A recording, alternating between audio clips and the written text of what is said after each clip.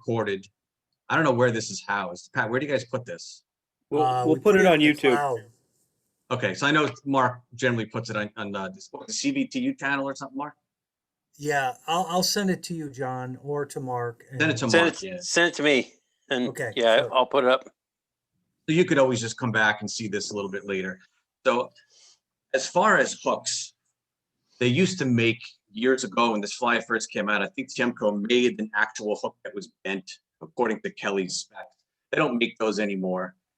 So I just bend my own hook. So I'll show you how to bend it. That's the only tricky part to this fly. It's actually a very easy fly to tie. It's just bending it and keeping the integrity of the hook strength is important. I'll show you how to do that. There's a right and a wrong way to do that. I like to use dry fly hooks, 14 and smaller, definitely 16 and smaller. I like the straight eye dry flies. I don't like the down eye hooks, and I'll show you those hooks. I think that makes a difference with this pattern. Keep the knot out of the water and the leader just away from the fly, or the tippet away from the fly. So I'm going to use this just a regular dry fly with a straight eye. For a tail, you can use hackle fibers or micro fibbits. Either one is fine. Any dry fly dubbing, or I like to use turkey biot sometimes. I like the cool segmented effect. And then for the hackle, I'm just going to use, I have saddle hackle. I like these long, fine saddles that Hoffman makes. Like those. And then for the wing, any synthetic. I don't know what I have. I have all kinds, Zelon and Antron. I'm going to use, it's called shuck yarn. You don't try to find one that is more, that floats better than others? You know, I like the ones that are kind of crinkly and trap a lot of air. I think they float a little bit better, but they're not as neat as the ones that are straight. Like Zelon is a little straighter, and the parachute post or the shuck yarn that I have is a little bit more crinklier. So it's a little bit harder to control, but I think it floats a little bit better. And then the colors, of course, match with the style. So you see the picture here on the screen is a sulfur. So you'd want to choose the colors that match the sulfur. If you're going to do a Hendrickson, you want to choose the colors that match a Hendrickson. I'll do one Hendrickson, and then I'll do one sulfur. I do a lot of fishing in the summer with sulfur, so that's one of my favorite patterns. I'm going to use, actually, I'm going to probably use, I think I have, oh yeah, I have my bobbin here. I have 12-aught thread on here, really, really small stuff. I'm going to work with that, but you could use any dry fly. All right. So let me first start out by just showing you how to bend the hook. And I'm trying to think the best way to show you this. I think I'm going to try 2 cameras. I think my connection can withstand it.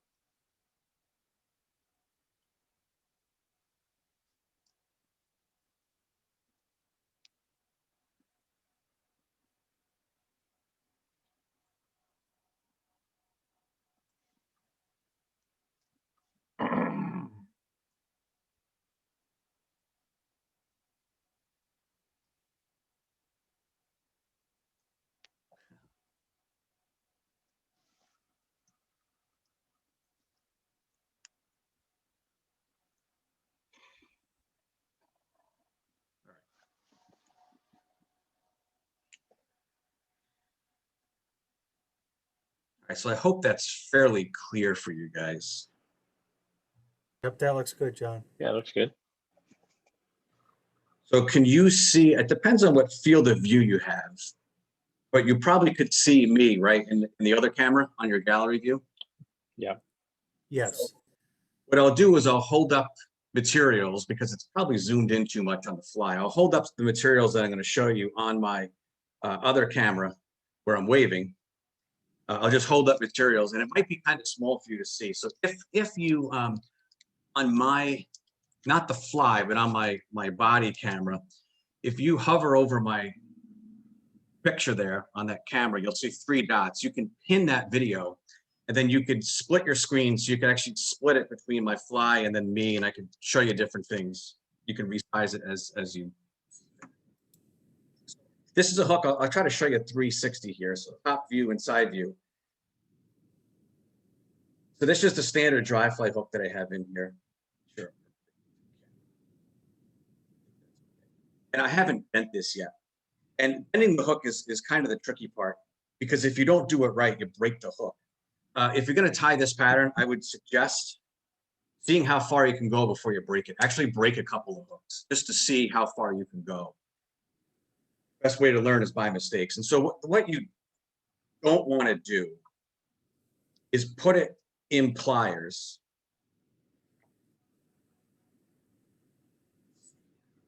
You don't want to put it in pliers and then just bend it once. If you bend it in one spot, what that does, it often breaks the hook. It puts all the stress on that one spot. You can see how I bent it. There's a corner there. That's no good. What we want to do is you want to spread that out and bend it so that hook is curved. And this is actually really, really important.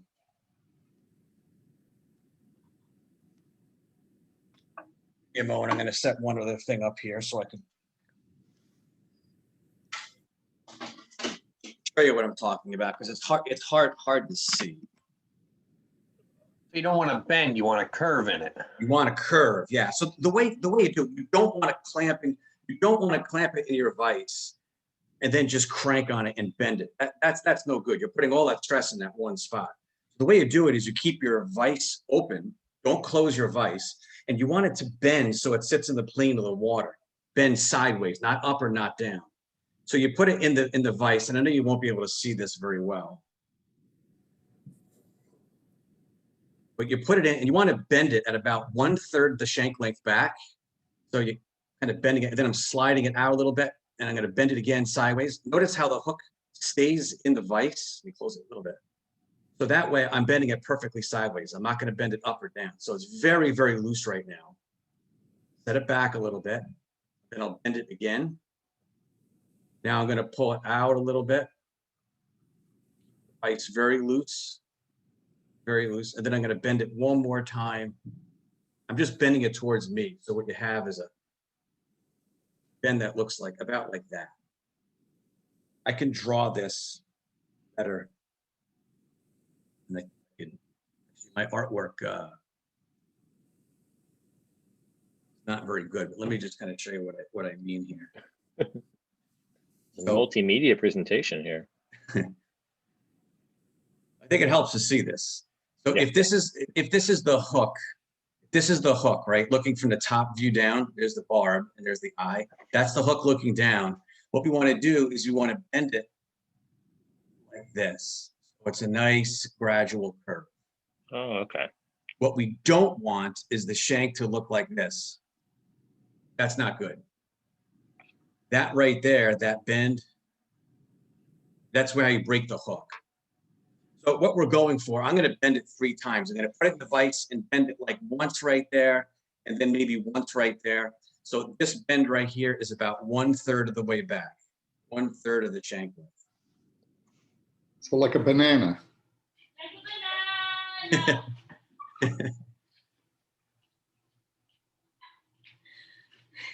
So I guess in reality, it probably looks more like this, like a little bend here, and then a little bend here, and then a little bend there. It's probably more what it looks like.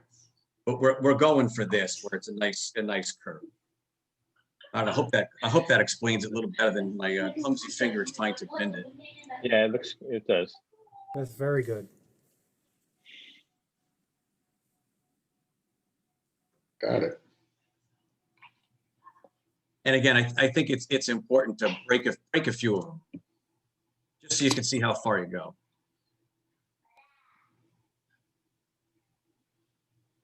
All right, so I'm going to put one in the vise here. We're kind of mocking Kelly Galloup for talking for a half hour. I've been here 5 minutes. I haven't even put the damn hook in the vise yet. It's true. All right, but now we're now. Let me put this back into the. Okay, I'm going to do the tail first. So I'm going to wrap down, and I want a tail to be about the length of a body, maybe a little bit longer for a spinner.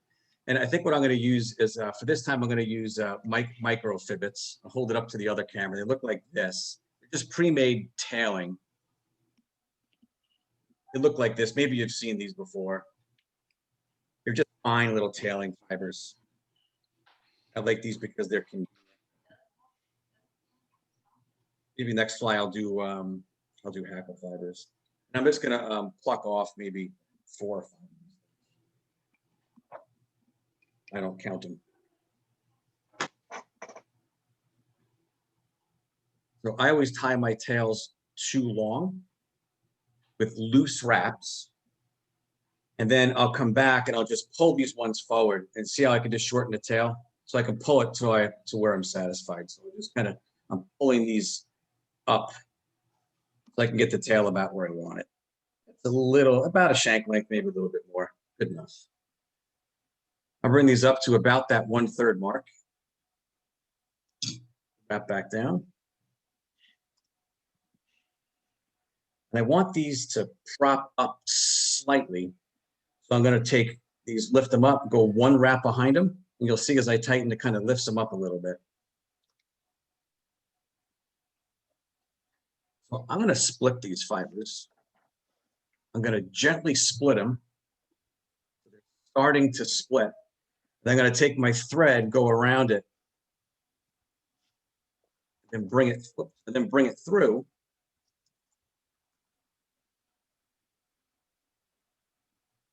So that when I come through, that one thread splits them. See it split. I don't think that's, I missed a couple. It's not perfect. I'll show you another trick that I learned, which is kind of neat. I just saw this the other day on one of these YouTube videos. You know the thread trick, how to split tails? Yeah, but it's tough. You take a piece of thread, put it, just double it over, get it back, then you just bring it right through the tails. And that splits the tails also. It's an extra step, so I generally just like to bring my thread and split it with my thread. Okay, that's not too bad. So I'll start out with, I guess I'll do a Hendrickson first, like a light tannish color with a dun wing. So if I'm going to dub this. So what you want to do when you dub is make sure you have extremely fine, wispy piece of dubbing. I just put them all into these boxes and I can pull out, let's see, pull out, keep the strands kind of parallel. Just pulling out a very small amount. Dry flies, you want to keep that dubbing extremely thin, very thin dubbing noodle, barely dirty the thread, extremely thin. When I first learned how to tie dry flies, one of the guys showing me, take what you think is right, cut it in half, and then cut the dubbing in half again. That should be right. And I'm just going to wrap a nice, tight, super thin body. The dubbing I'm using is just, this is super fine.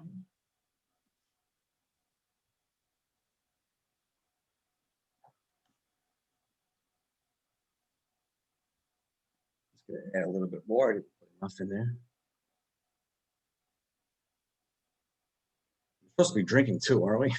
Oh, yeah. I do have a beer next to me. All right, so that's good. So I'm stopping about I'm leaving about 1/3 of the hook shank behind the eye open. And what I'm going to do next is tie my hackle. And I'm going to do my hackle, tie my hackle, then tie the wing, dub the thorax, and then wrap the hackle. The fly is then done. So it's just easier to tie the wing in now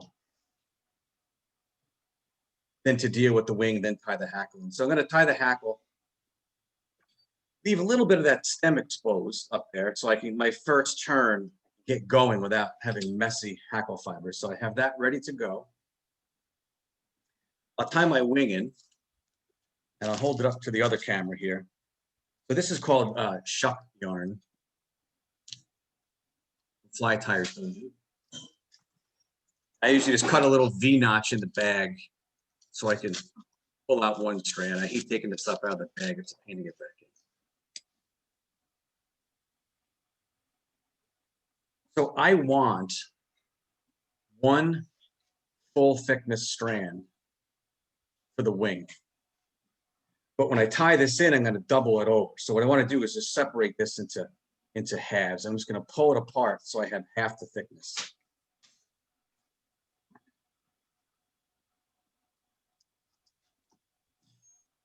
And then what I'm going to do is put it onto my thread. So it's doubled over onto my thread. You just hang it on my thread there. And now what I'm going to do is I can position it anywhere I want on the hook. Move it around with my thread. That's how I tie all my poly rings. And I think it's good about there, and I'm just going to lock it in place. It'd be easier if I tie like this because my camera is on the far side, as you can see, so it's going to be difficult to see where the tie in. So, Dave, I think you had it right, putting the camera between you and the fly. Yeah, it's a little awkward to tie, but I think it works well. Yeah, with but the it's camera, a little, you know. yeah, it's a little awkward to tie, but I think this is okay. I'm just going to do a rough trim of this wing. I'm going to come back and trim it later. Sometimes what I'll do is prevent that wing from splitting. The hackle will keep it tight. I'll just wrap up a few times, just like you would wrap a parachute post, kind of reinforcing around that wing. And now that's not going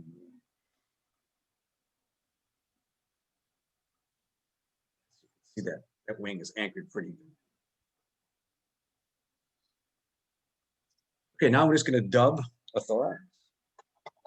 Again, very, very, very thin thorax. Well, typically the thorax is a little bit thicker than the abdomen. We also have a feather and a wing in there to make it thicker. I'm going to keep the dub in.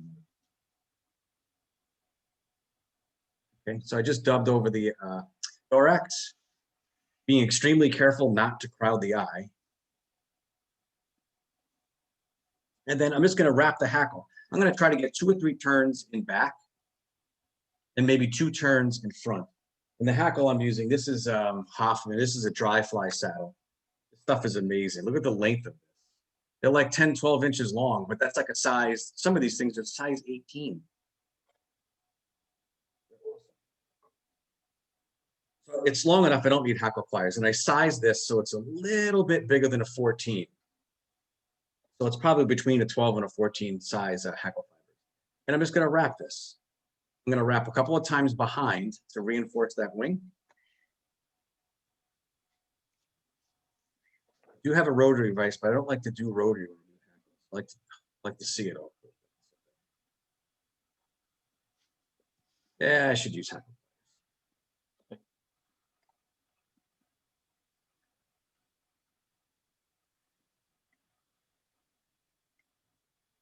Trying to get one more wrap in front.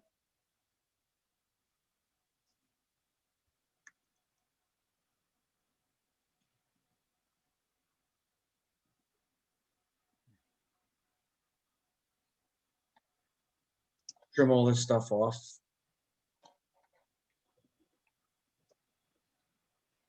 Put a little more dubbing up in front, but I don't. I usually at this point just whip finish the thing.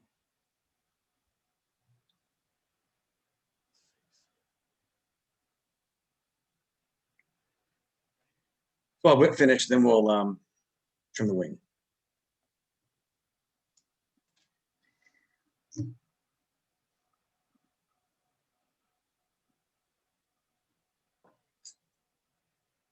Okay, so the wing, you want to trim it. I like to hold it perpendicular to the shank so that the fibers stay close to the body. They're shorter, a little closer to the body. We're just basically trimming this to make it look like a mayfly wig.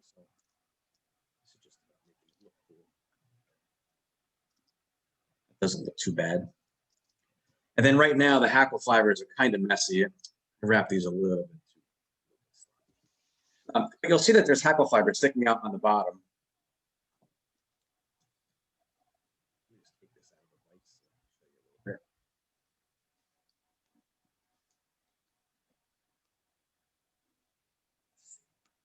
So you see how those hackle fibers.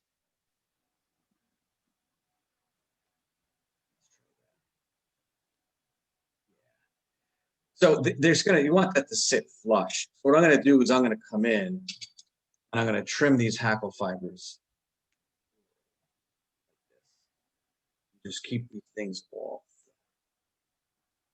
Mine looks like a total cripple. I mean, you know, dead on arrival. So I'm just trimming this. I'll show you here. So that none of the hackles sit below hook shank. Ah, Just truck this back in the right here so you can see it.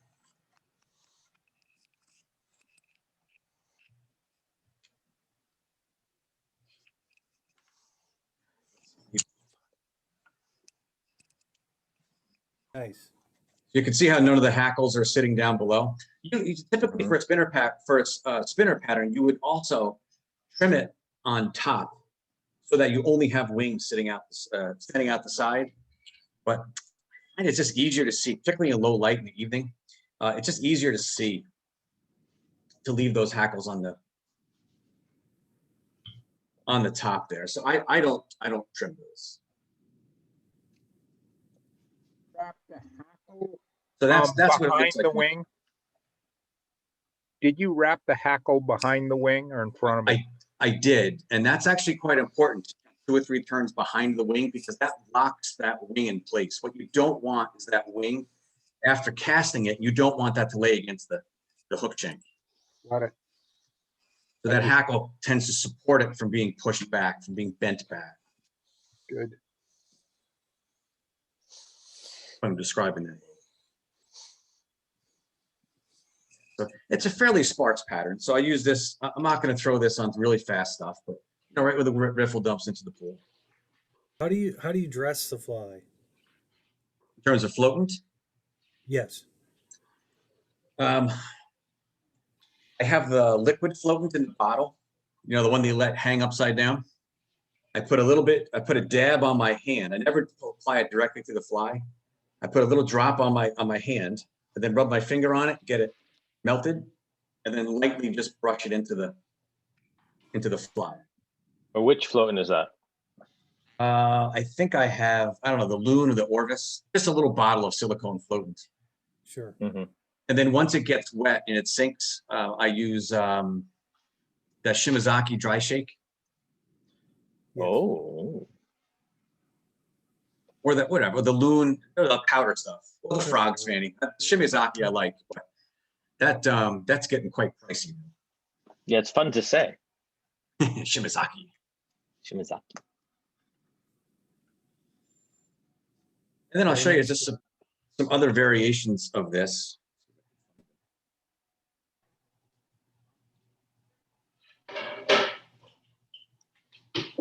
So this one here is a sulfur pattern.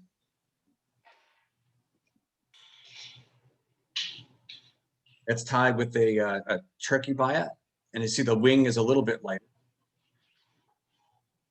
I also, here's another crazy one here. I don't know how well the color shows. That's the purple haze equivalent of the crippled spinner. With the Nice. purple body. Become quite fond of purple flies the past few years. Is that a purple turkey by it? Yes, it is.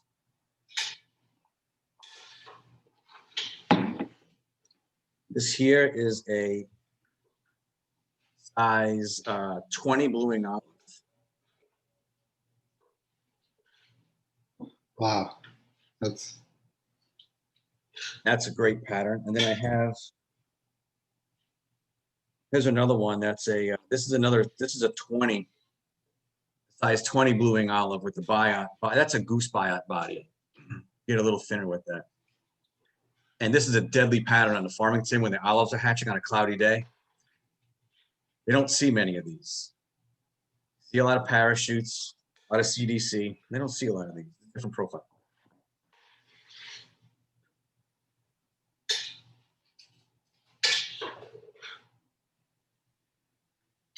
You want to see a turkey buyout one? Yeah. Yeah, a turkey buyout.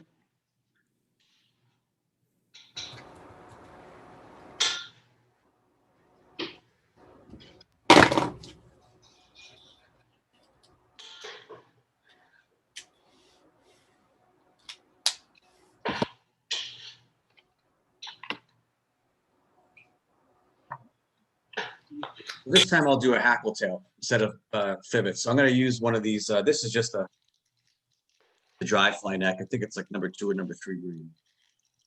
And I wanted for the tailing fibers, I want to take, if you look at the other camera here, I want to take the feathers along here are good for tailing fibers. They're very, very stiff, long fibers. This particular neck has really good, it's called spade hackle. This one has really good spade hackle. Necks, you don't get good spade hackle.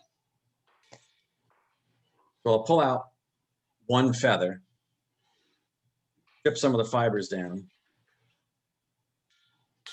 Just see how long those fibers are. Hold this. One hand. Get the fibers perpendicular to the shank. They're all perpendicular to the shank, and then pull. Transfer it, and now the fibers are nice and lined up neatly. And I'll just tie these back. Just like I did before. I won't split these one. I'm just gonna leave this as a point. It's cool. Cut this off at about the 1/3 part, just so I have a nice small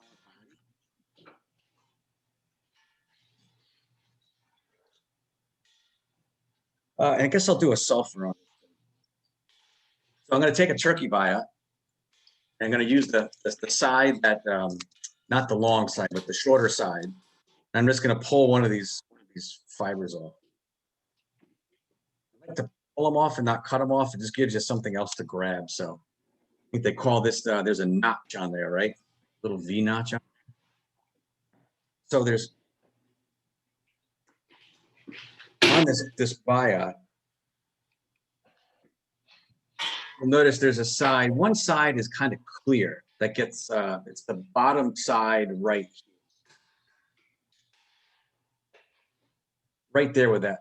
When that bottom side, it gets kind of clear. And I don't like to look at that. So I usually cut a piece of that off just so I can keep the fly kind of slender. I'm just going to cut part of that clear stuff right off.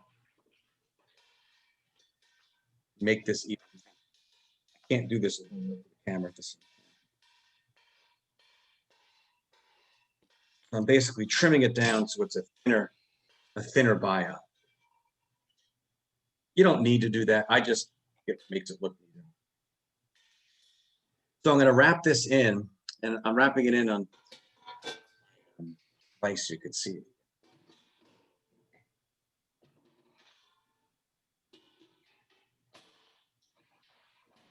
I want to wrap that so the clear part goes forward and you get the nice striations. You can watch YouTube videos on how to wrap turkey bias. They're much better camera quality than this and probably a little clearer.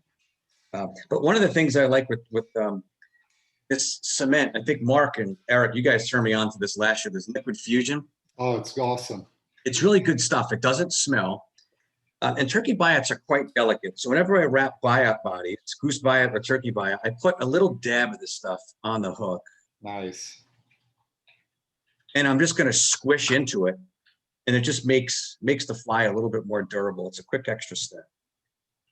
You can't use UV resin because once it's covered by the fiber, the light doesn't hit it and it doesn't cure.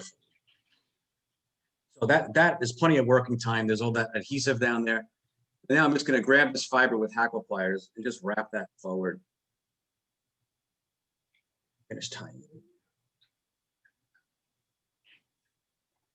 Nice. Good desk fans are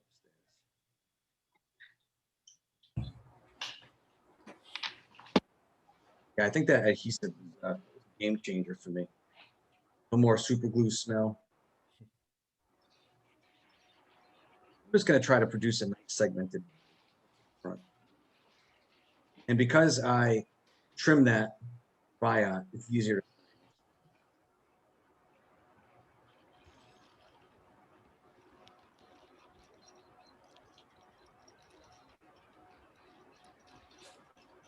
We've gone one more turn.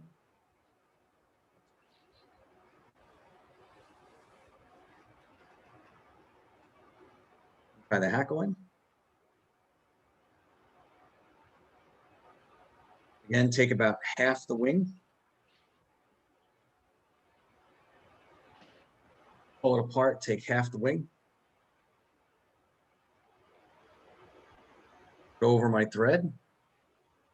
Lock it in place where I want it. Sometimes take a little dab of UV now, and you can put a little UV resin. You can put the tiniest drop of UV resin. It's another way to make the wing strong. Put a little tiny dab of UV resin right at the base of the wing. So when you cast it, the wing won't fold backwards. Oh, the other thing I probably should have mentioned, in fact, this is quite important. I can't believe I didn't mention it.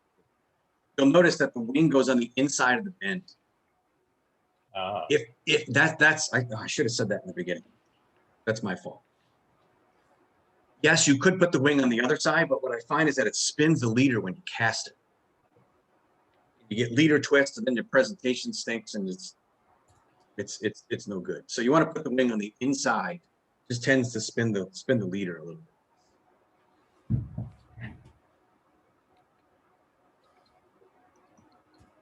I'll just take some sulfur colored.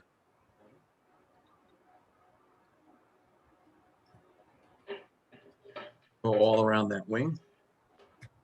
Lock that wing in place.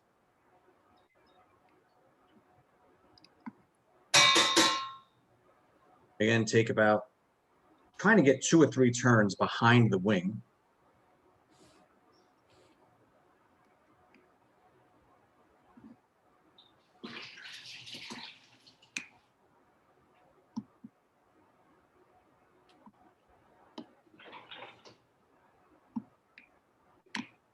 That's 2 behind the wing.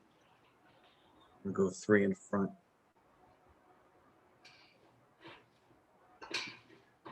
The hackle.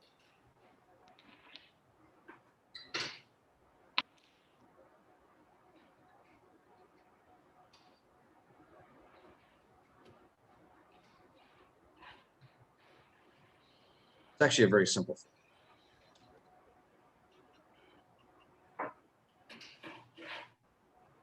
Then I'll trim that wing again. Trying to clean it up, make it look. Try not to cut my.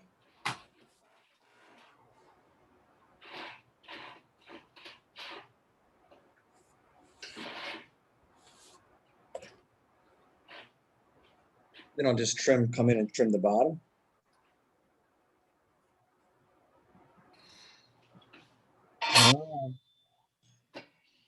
And there we are. Cool. That's the buyout. And you could do these again at Hendrickson, sulfur, anything you want, blue wing olive. You just change the color. The purple ones are good. Change the color to match whatever you want. So get creative with it. Is this the first spinner that you pull out of your box always? This is probably the first dry fly I pull out of my box. In flat water? Or is it better? I'm not going to use it in pocket water, but I'm going to use it. There could be riffles on the water, but yeah, I'm using this. I use this a lot. I pretty much have 3 go-to flies. I'll show you. I pulled them out so I could. So it's that one, a parachute, and this is, in fact, for Hendrickson's, this is one of my favorites. Regular Hendrickson sparkle gun. Yeah. Nice. Nice. Just me. I'm not a big fan of the Catskill styles. I like flush loading. There's another Hendrickson one. This is like a clink hammer style. Mark did. That's a good one. This is kind of an interesting one. I don't know where I saw this. I think it's called a vertical emerger. You ever see one like that? No, that's not what it's called. I don't know. What's it called? USD. I found a whole box of flies tied like that. A vertical emerger is the hook is turned vertically. The hook eye is turned vertically. Oh, is it? It's All a it's a Gamakatsu hook. Oh, okay. I just thought this was cool. I don't use these that much. I like those foam parachute posts. It looked like an upside down, a USD. The way Is the that what they hook call 'em? Oh, the way the hook is positioned, it would be a USD upside down. I There's feel a, like you just made that up. I've seen it for a lot of years. There was one fly tyer who was famous for tying them, right? At least one. And I'm not clever enough to make that up myself.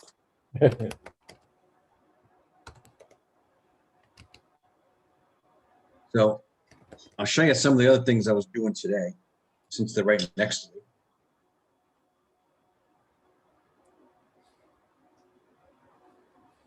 This was, that's like a pheasant tail perdigon.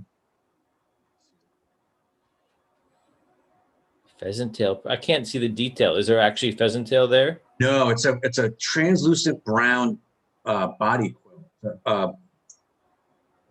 Vivus body quill, they call it. It's on a spool. Oh yeah. It's amazing. Is that out of focus to you?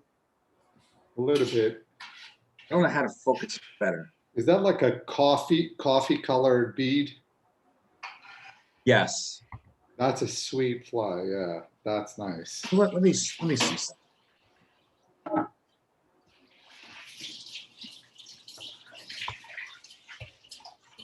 Those upside down flies, the famous manufacturer is the water wisp. Oh, that's right. That's right. I Googled it.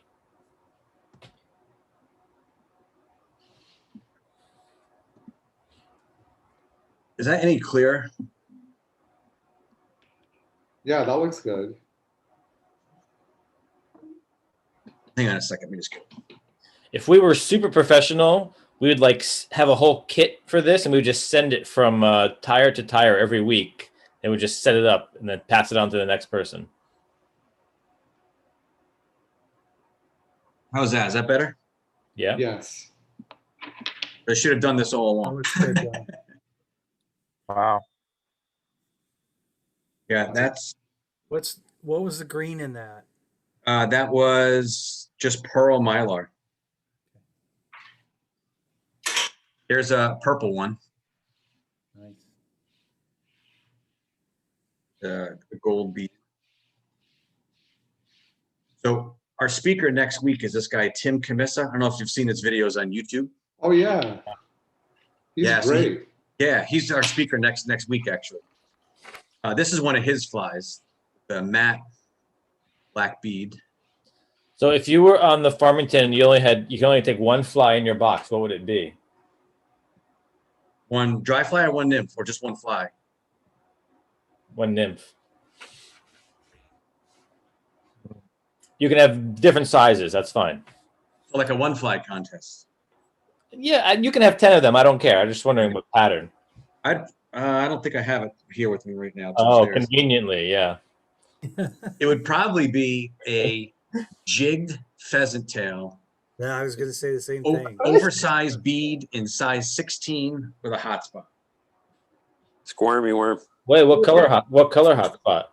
Orange. Oh, that's the fly I tied last week. What is this? I know. That's my good fly. This is another one. This would be my second choice right here. This is called the Duracell. You know, Dave, I've always liked this fly. Purple That's bead? a killer That's a fly. metallic purple bead. Wormy worm. So this one Who said here That looks really good, John. Who do you think? that? That's a great fly. I wouldn't use it as my number one, but it's a great fly. I think it can spook fish sometimes. I don't know. Oh, that's like a tungsten torpedo style. Yeah, I just got into these matte finish Oh. beads. I think they look cool. That's a deadly fly for sure. What's the dubbing?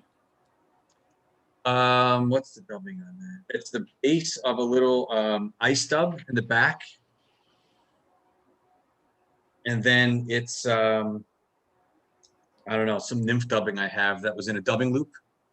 Yeah, that's nice. And that's a Hey, wood John. ducktail. Wood ducktail, yeah. John, Yeah. try that fly with peacock dubbing. Like if you have the Jan Simon peacock dubbing. Yeah, it's yeah, okay. amazing. Here's a little 18. I don't even know what this is. That's kind of similar to peacock. I think that might be peacock dubbing. That's like Yeah. 18 or Is that black? Is that black? that's a black body with, I think that's purple. But my lighting here is not very good. Got a purple on there.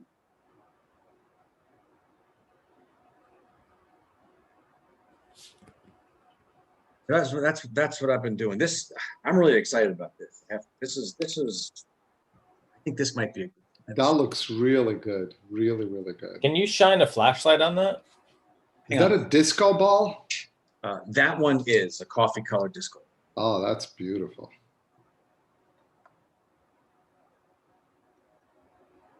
Yeah, I had all my lighting set up upstairs to go.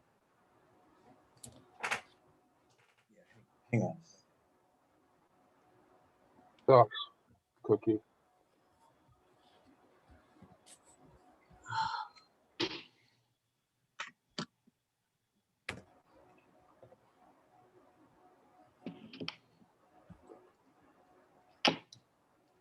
That's nice.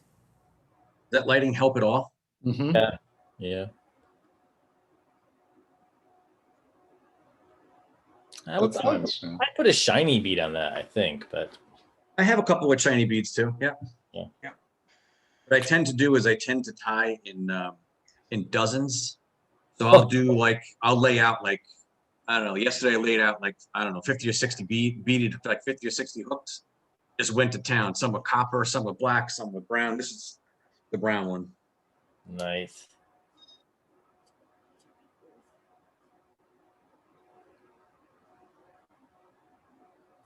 I think what else? Yeah, that's it. Everything else is upstairs. That's it. That's all I have. All the secret All stuff. right. Great, John. Very good, John. Thanks. Thank you. Nice job. Hey, thanks, Jan. That was awesome. Thank you. Any other questions? Nice job. What was the material for the wings again? So this is the stuff I use here is called shuck yarn. Shuck yarn. Okay. That looks like it's hang on a second.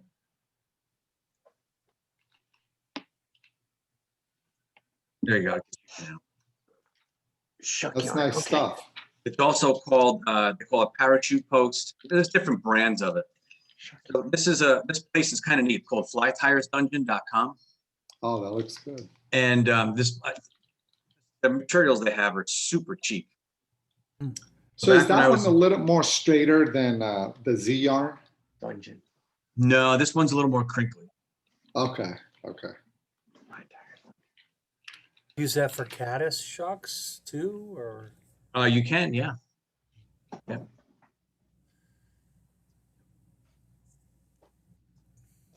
So Russ, I got your email. You want to build a rod? I always want to build a rod, but I'm just starting to feel my way around what material, what I need to build the rod I want. So I'm looking for ideas for the blank and for the guides right now. Yeah, finding a good affordable Euro blank is kind of tough.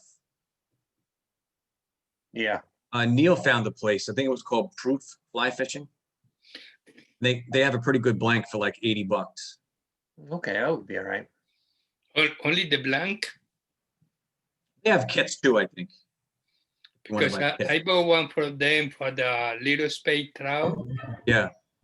And I bought the whole set and it was like 150 From where? from Pro Fly Fishing. Oh, okay. Yeah. Pro fly fishing. And I got it like a 2-3 way little spade trout. How long? Almost like a year ago. I've fished the rod already. So, No, I mean, how long is the rod? 11. Okay. 11 feet. Yeah, it's 11 footer and they're really good. Yeah, a couple of us are thinking about building that. That's cool. Yeah, they're really good blanks. That might be something we might want to do here. I don't know who's the best builder, but John is. Oh, maybe. I'm not Talking saying to I'm, the man. I'm not the John. best builder. I think John. Dave has more experience than I do, but You've done like I 100. think you've got me by a long shot on that. You've got, I think a that- lot more experience in the past 5 years than I have in 25 years. Maybe that's something to think about.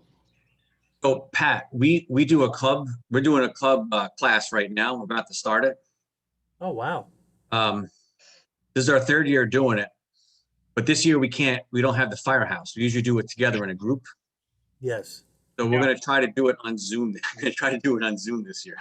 Okay. So works, theoretically, yeah. theoretically, we can have as many people as we want now. We're not confined by space.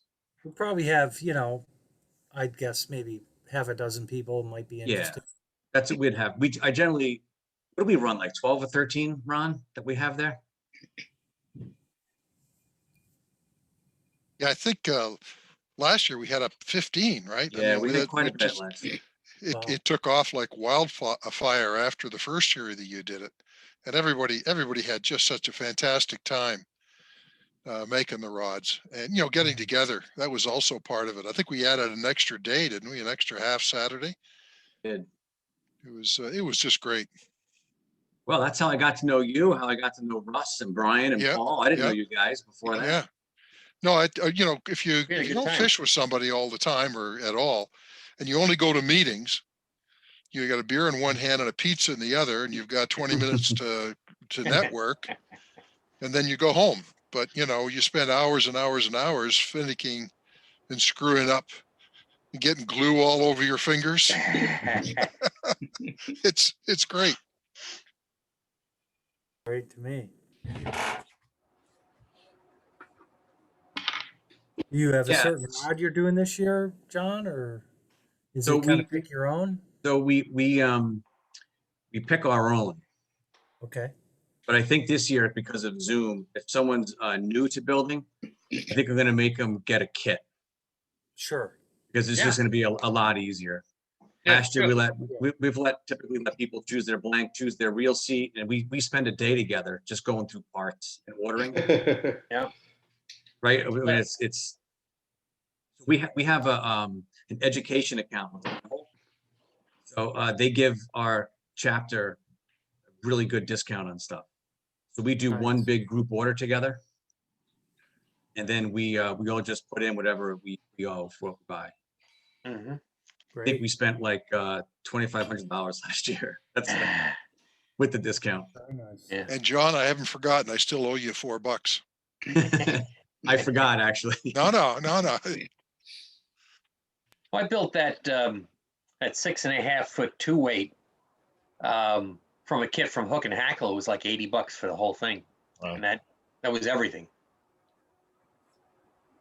For Yeah, $100, you can get a really good kit. You get a really nice Yeah. run. But you have all the tools, the wrapper, the dryers, and everything. So we bought, Yeah. I think we have like 6 or 8, I don't even know. We might even have 10 wrappers now for the club. The chapter Do we? bought 10 Yeah. wrappers and I think 10 dryers. And I worked with Mudhole last week. They're going to put together individual kits with like epoxy and the brushes and the tape. So every person will get, this year, every person will get a supply kit. So we can work together on Zoom. Okay, That's good. sounds You know, good. I ordered a wrapper last year around, I think, February or March. I never got it.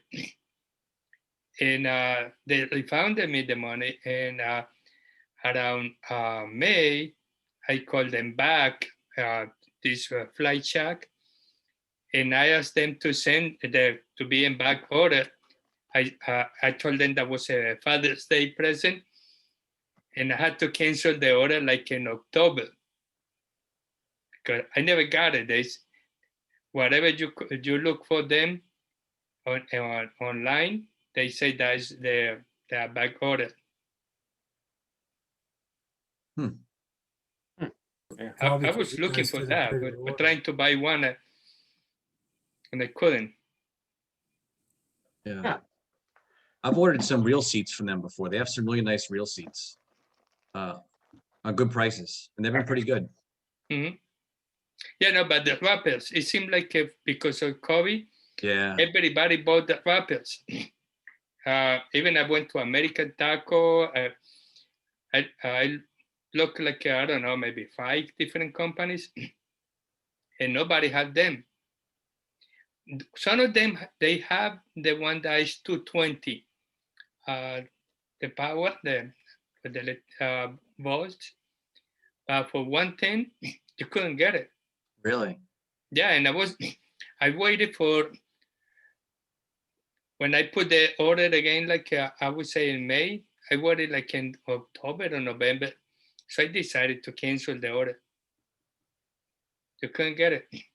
So I was doing it by hand. It takes a lot longer than having the wrapper. So Yeah, we have hand wrappers, so it takes a little longer. yeah, it takes That's a long all time. right. I have been myself like I don't know, like 8 or 10 rats already by doing by hand. But last year I said, oh, I'm going to buy myself a wrapper. Couldn't get it because everybody bought them because of COVID. Yeah. Gustavo, when you say you were wrapping it by hand, did you have a jig to put it on, or was it just by hand with a thread? No, by hand. I built like with wood, like a piece like in big shape, Yeah. And moving like in a layer, Yeah. so I can be moving them, and I adapt the thread tension and everything. Yeah. I built something by hand, and Yeah, that's what I built one like that myself, and it doesn't look very pretty, but it really works well with everything. I can put 4 threads, spools on it. But the first 25 rods that I wrapped by holding it. I had the thread on the blank, and I ran the thread under my leg, and I sat on it and put the thread in a cup, and I would sit on it to create tension. yeah, to create the tension. Just go like that. It was a little awkward, but it worked. Yeah, it works. Yeah. Yeah, no, it takes a lot of time. But, oh yeah. But it works. Yeah, when you want to take just take time, it doesn't matter. Yeah, so the only thing I had was just a little cup to hold it. I didn't know if I wanted to do this thing or not, so I wasn't going to invest any money in it. Oh yeah, I was thinking I'm going to do it for fun to be building that, but a lot of times I was thinking, what is the reason why I'm going to do with all those lads? See, I own like I don't know, maybe 35 or 40 lads. Can never have too many. I know, because a lot of them are top of the line lads. So. Sure. But it's fun. It's fun when you build your own rod and then you go fishing it and you like it, and it's really fun. I'm teaching my son-in-law to build a rod. I built one for him a few years ago when he first got engaged to my daughter, and I found out since then that he's a hiker. He hikes the Appalachian Trail and other trails, and he likes to fish. So I bought him a pack rod blank. So 9-footer that breaks down to this long, and he's also an artist. So I decided that it would be better for him. He would appreciate it more if he actually built it. So yeah. He's starting to get into it a little bit. He's even thinking about custom handles and cutting the cork into sections and epoxying it back together so he can have a spiral pattern on the handle. Yeah. He's going kind of crazy with it, but it's good. It's good. Oh, that's good. Yeah. Dave makes custom handles, and they're really nice. Yeah, they turn out pretty nice. Really nice. I helped Doug with that last year, and he came over to my place. I've got a cork lathe set up, and it worked really nice. Worked well. I have a question for Dave. I built a rod with a single hander, 11-foot, and my handle is a little thick, how can I take it down to make it thinner? Well, you can create I built the jig myself. And what I have is a 3/8 inch drill, power drill Mhm. that plugs in, not the battery powered. And I built a jig that I could set it on the top of this platform. And then with that, it's easier if you change the shape of the cork before you put it on the rod. But if you can find something that will hold the end of the rod, the butt end, Mhm. and have it so that it goes into the jig. I've done this a couple of times with those light bulb changers on a pole that have a little basket that it sticks over the bulb and you can Yeah, turn yeah. it. I took one of those and put the butt section of the rod into that and taped Okay. it really, really tight. And on the end of it, I had a bolt. I inserted a bolt in it, and I put the bolt into the jig, into the jaws of the drill, tighten that down. Then Okay. on the other end, if the drill is here, you have to have, like for a drying rack, Yeah, like a you V. have a V piece of wood or something so that you can set the rod blank into it. So you have Okay. the handle in between. Right. And make sure that V notch you have felt or something soft so it doesn't mar the finish. Sure. But with that, then you turn the drill on and put it on automatic so it stays on. I've started using sanding. It's a screen, sanding screen. You can get it from Mud Abernet? Hole. What's that? It's an Abernet or something? No, it looks like a tape. It comes in a spool, and it's a screen, just like the screens on your windows, Yeah. except that it's an abrasive. Right, So right. that takes the cork off really fast. So you have to be careful with that. It's really good when you start with raw cork and you want to get the basic shape. But then you go to strips of sandpaper, maybe about an inch wide, and then shape it into finer grits. And the last grit, you can use a steel wool pad to get it really smooth. Oh, okay, okay. Oh, that's a really good idea. So basically I'm creating a small lathe, like a manual lathe Right. that will fit already set rod, basically. Exactly. Got it. Okay, Eric, this is what I've done. oh, yes, John. So I just took threaded rod and then tapped a piece of a PVC cap. There you go. And then I put the rod in there, and then this just spins on my drill. Beautiful. That is perfect. Oh, that's great. That's a lot better than I built what myself I one had of rigged those up. ones. Yeah, I'm gonna Oh, make one John, of that's a those. really good idea. It's like a Christmas tree holder. Yeah. Yes, exactly. Oh, I'm gonna make one of those. Oh, that's Yeah. So John, raffle items for when we get our banquet back together. You can make up a whole bunch of those. You're right. Yeah. Be a great idea. Raffle them off. Tool sharing here. Hey, folks, I'm getting a low battery message. I gotta get going. Yeah, I think we're at our I Yeah. think we're there. last 5 minutes. If you Getting guys a low wine message here. There you go. See you. Thanks, John. Thanks, everybody. All right. Thanks, see you, John. Mark. That was great. John. Hey, Nice guys, seeing you take care. guys. Bye. Thank you, guys. John, thank you. That Great was job. awesome. And thank you for that little tip. And David, thank you so much for that advice. Sure. Yep. All Great right. stuff, Thanks. guys. Outstanding, guys. John. Thanks for again. checking in, Have a good night. everyone. Take Good care. night, Hey, John. guys. Good night, Good night. everybody. Take care. Hey, everyone.